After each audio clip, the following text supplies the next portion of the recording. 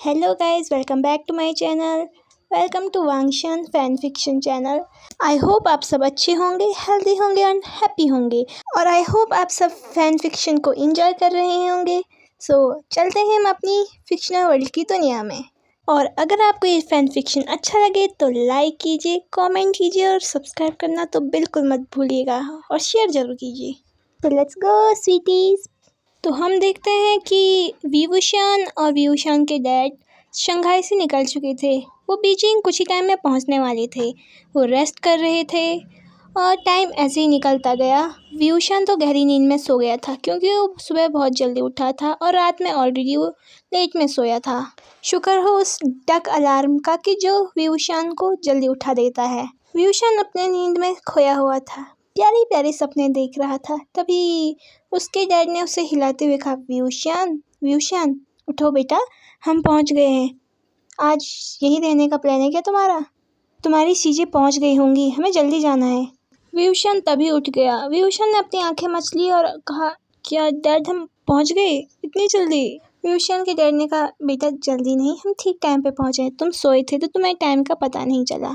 उनकी बातें ख़त्म हो गई थी तो वो बारी बारी से जा रहे थे, एयरप्लेन से सारे जा रहे थे। विवुशान और विवुशान के डैड भी निकल गए। उन्होंने अपना सामान लिया, लगेज लिया और एयरपोर्ट से बाहर निकल गए। वो टैक्सी देख रहे थे और उन्हें इजीली टैक्सी मिल भी गई थी।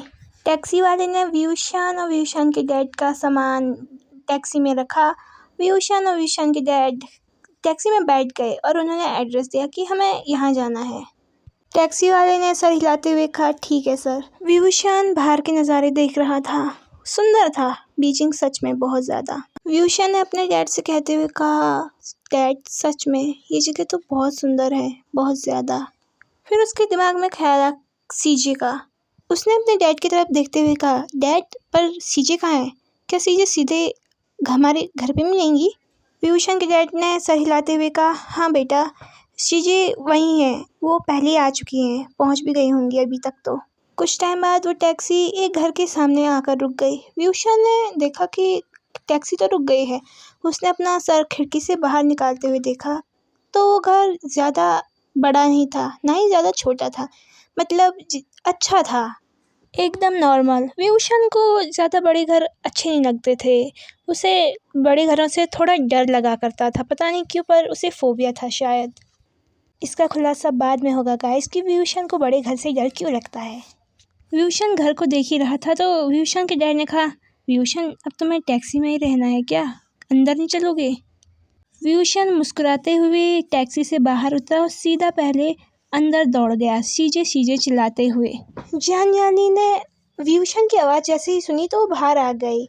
विवुशान ने अपनी सीजे को देखा और कस के गले लगा दिया। उसने कहा, सीजे आप आ गई, ओह मैं बहुत खुश हूँ। जियान यानी ने विवुशान के सिर पे एक टैप करते हुए कहा, हाँ हाँ खुश हो, डैड ने बताया तुम्हारी हरकतें कि तुम तो उस घर को छोड़कर ही नहीं आना चाहते थे, तुम तो कह रहे थे कि मैं वहीं रहूँगा। शीजे आपको तो पता है ना, वहाँ से मेरी बचपन की मेमोरीज जुड़ी हैं, तो मेरा मन नहीं था वहाँ से आने का, पर मैं अब खुश हूँ यहाँ। ये बहुत जगह बहुत सुंदर है, बहुत ज़्यादा, घर भी बहुत अच्छा है। शीजे विवुशान तुम सच में बहुत प्यारे हो, मैं तुम्हें बहुत मिस किया, तुम्हें पता है ना। विवुशान ने भी एक पाउच बनाकर कहा, मुझे भी शीजे आपकी बहुत याद आई। विवुशान के डैड ने सारे सामान अंदर रख दिए थे। विवुशान ने भी उनकी हेल्प की। जियान यानी खाना बना रही थी। विवुशान और वो सारे थक चुके थे क्योंकि आज ट्रैवल किया था उन्होंने पूरे दिन, सो उनकी हालत पूरी टाइट हो चुकी थी। जियान यानी ने विवुशान और अपने डैड को कोल्ड ड्रिंक दी और जियान यानी ने खाना बना दिया था। तो जियान यानी ने कहा, डैड विवुशान पहले आप फ्रेश हो जाइए, फिर खाना लग चुका है, खाना खाने आ जाइए, उसके बाद रेस्ट कर लेना। ये कहकर जियान यानी किचन में चली गई। विवुशान और विवुशान के डैड अपने अपने रूम में चले गए, वो फ्रेश होने चले गए थे। कुछ ही टाइम बाद विवुशान और उसके डैड नीचे डाइनिंग रूम में आए। वे खाना लग चुका था। जियान यानी ने सबको खाना सर्व किया और सब खाने लग गए। तभी जियान यानी ने विवुशान को कहा, विवुशान इस बार मैंने सुना कि तुम्हारी स्कूलिंग कंप्लीट हो चुकी है, तो तुम कॉलेज जाओगे ना फर्स्ट ईयर? और तो और मैंने ये भी सुना है कि तुम्हें क्लाउड रेसेस की तरफ से स्कॉलरशिप मिली है। तुम्हें पता है वो कितना बड़ा कॉलेज है? मैं सच में बहुत खुश हूँ तुम्हारे लिए व्यूशान। उस कॉलेज में जाना हर किसी का सपना है। बहुत ही मुश्किल से मिडिल क्लास वहाँ एंटर कर पाते हैं, तुम्हें पता है। और उसमें से तुम जा रहे हो व्यूशान। सच में ये बहुत खुशी की बात है। वहाँ सारे बच्चे बिजनेस वर्ल्ड से आते हैं। सब इतने रिच फैमिली के होते हैं कि उनका बैकग्राउंड बहुत पावरफुल होता है। व्यूशान अपनी सीजे की बातें सुन रहा था। उसका नॉर्मल रिएक्शन था। व्यूशान अपने मन में सोच रहा था, क्या सच में वो कॉलेज ऐसा है? जियान नानी उस कॉलेज की तारीफ़ों पे तारीफ़ किए जा रही थी, पर जियान नानी ने एक बात और कही। तुम्हें पता है उस कॉलेज में बुलीज भी रहते हैं, माफिया भी रहते हैं, हिडन माफिया रहते हैं। किसी को पता नहीं कि वो कौन है, पर बोलते हैं कि वो बहुत हार्डलेस कोल्ड है। जब कोई उसकी नज़रों में आ जाता है, बुरी नज़रों में आ जाता है, तो वो उसे जिंदा नहीं छोड़ता, उसका खून तक निचोड़ कर रखता है। पर व्यूशान, तुम अपना ख्याल रखना उस कॉलेज में। मतलब तुम किसी से पंगे मत लेना और झगड़े मत करना। व्यूशान थोड़ा डर गया था। वो अपनी डरती हुई आवाज़ में कहता, शीजे आपको क्या लगता है मैं पंगे करता हूँ और लड़ाई करता हूँ? शीजे ने कहा, हाँ हाँ, तुम थोड़ी करते हो पंगे लड़ाइयाँ तो मैं करती हूँ ना। मेरा नाम जाता है स्कूल से हमेशा घर पनिशमेंट के लिए। वो मुस्कुराते हुए और हंसते हुए ये कहती है। उसकी ये बात पर व्यूशन के डैड भी मुस्कुरा देते हैं। इस बात पर व्यूशन अपना पाउच बनाकर खाना खाने लगता है। अरे व्यूशन, तुम गुस्सा क्यों हो रहे हो? हम तो मजाक कर रहे थे। बस मैं ये बोलना चाहती हूँ कि तुम बस अपना ख्याल रखना, किसी से फालतू में दुश्मनी मत मोल लेना, ठीक है? व्यूशन ओके कहकर कहता है, ठीक है सीजे, पर मैं कल एडमिशन करने जा रहा हूँ। जियान यानी कहती है, तो क्या मैं भी आऊँ? तुम्हारी एडमिशन में कोई हेल्प हो जाएगी। व्यूशन कहता है, नहीं सीजे, कोई बात नहीं, मैं हैंडल कर लूँगा। मैं बड़ा हो चुका हूँ, आप मुझे छोटा मत समझिए। जियान यानी इस बात पर व्यूशन को कहती है, ओके व्यूशन, ठीक है, तुम जा लेना, पर अपना ख्याल रखना, ठीक है? उनका खाना फिनिश हो गया था, उन्होंने खाना खा लिया था। सारे अपने रूम में चले गए थे क्योंकि सब थक गए थे, तो रेस्ट करने चले गए थे। व्यूशन को कल कॉलेज जाना था, व्यूशन के डैड को जॉब पर जाना था और जियान यानी को भी अपने जॉब पर जाना था, तो सब रेस्ट करने चले गए। व्यूशन अपनी नींद में खो चुका था। वो फिर से उसी सपने में डूब गया था। एक सुंदर सा लड़का, हैंडसम सा लड़का जो उसका हाथ पकड़े हुए है, पर व्यूशन उसका फेस नहीं देख पा रहा है। पर फिर भी वो इतना अच्छा फील कर रहा था, इतना कंफर्टेबल फील कर रहा था कि वो उसके साथ ही रहना चाहता था। वो सपने में ही मुस्कुरा रहा था। जब कभी भी व्यूशन उसका चेहरा देखने की कोशिश करता है, या तो सुबह हो जाती है, या तो उसका अलार्म बजने लगता है, या उसे कोई उठा देता है। आज फिर से वो उसका चेहरा देखने की कोशिश करता है। तभी उसे फील होता है कि उसके दरवाजे पर कोई नॉक नॉक कर रहा है। वो चिल्लाते हुए कहता है, कौन है इतनी सुबह सुबह?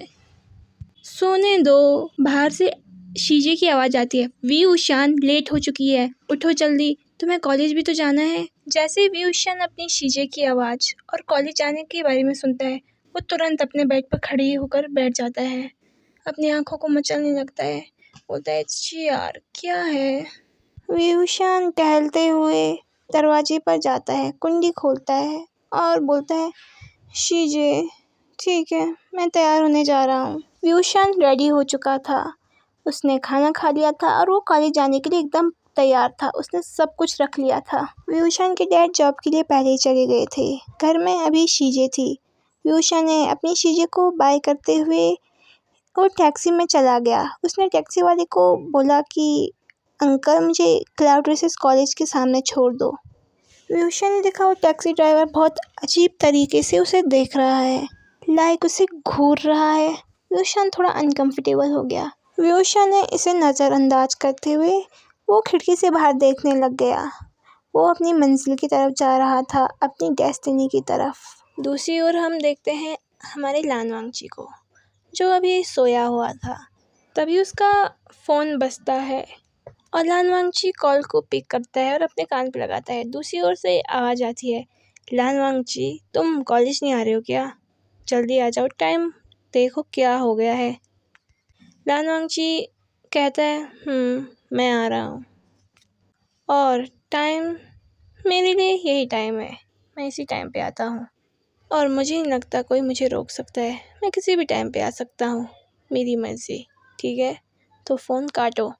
हम देखते हैं लान वांगची के रूम को। लान वांगची का रूम सच में बहुत बड़ा था, बहुत लग्जीरियस था। सारी वहाँ एंटिक पीसें रखी हुई थी, एंटिक चीज़ें। लान वांगची अपने बेड में लेटा हुआ था, उसके बॉडी पर एक भी क्लोथ नहीं था, एक भी कपड़े ही नहीं थे, वो नेकेड था। लान वांगची की आदत थी कि वो जब भी सोता है तो वो अपने कपड़ों को रिमूव कर देता है। उसे तब बेटर नींद आती थी, पर फिर भी वो डीप स्लीप में नहीं जा पाता था, उसकी नींद कभी पूरी नहीं हो पाती थी। वो इस चीज़ से बहुत परेशान था। उसने अपनी आंखें खोली और सीधे उठ गया। वो सीधे मिरर के सामने खड़ा हो गया। वो अपनी बॉडी को स्कैन कर रहा था मिरर के थ्रू। उसकी बॉडी में बहुत सारे निशान थे, बहुत सारे, कहीं गन के, कहीं कुछ और। लान वांगची उन निशानों को देखते हुए एक डार्क स्माइल देता है और कहता है ये तो नॉर्मल है, और सीधे वॉशरूम की तरफ चला जाता है। कुछ ही टाइम बाद लान वांगची फ्रेश होकर डाइनिंग एरिया में निकल जाता है। वो रेडी हो गया था कॉलेज के लिए। डाइनिंग एरिया में खाना भी लग चुका था। उसके अंकल जस्ट अभी आए थे और उसका भाई भी अभी आया था। सारे अपनी अपनी काम के लिए रेडी हो गए थे। उसके अंकल तो घर ही में रहते थे क्योंकि अब उनकी कंपनी उनका बड़ा बेटा हैंडल कर रहा था। वो लान वांगची को भी बोल रहे थे पर लान वांगची ने अभी मना कर दिया। लान सिचेन ने भी बहुत लान वांगची को समझाने की कोशिश की पर लान वांगची नहीं माना। लान सिचेन को भी पता था लान वांगची जो चाहता है वही करता है, जो उसे पसंद आता है उसे किसी भी हालत में हासिल कर देता है। वो सच में बहुत ऑब्सेस्ड पर्सन था अपनी चीज़ों को लेकर। तो उसके जिद के सामने कोई कुछ बोल भी नहीं पाता था। पूरी डाइनिंग एरिया में पिन ड्रॉप साइलेंस हो गया था। कुछ ही टाइम में लान वांगची अपना खाना फिनिश करके कॉलेज के लिए निकल जाता है। वो अपनी स्पोर्ट्स बाइक निकालता है और वहाँ से निकल जाता है। वो भी जाम में फंस चुका था। सो गाइस अभी के लिए इतना ही। मिलते हैं नेक्स्ट एपिसोड में। आई होप आपको ये अच्छा लगे तो लाइक कीजिए, कमेंट कीजिए और सब्सक्राइब करना बिल्कुल मत भूलिएगा। सो अपना ख्याल रखिए। बाय।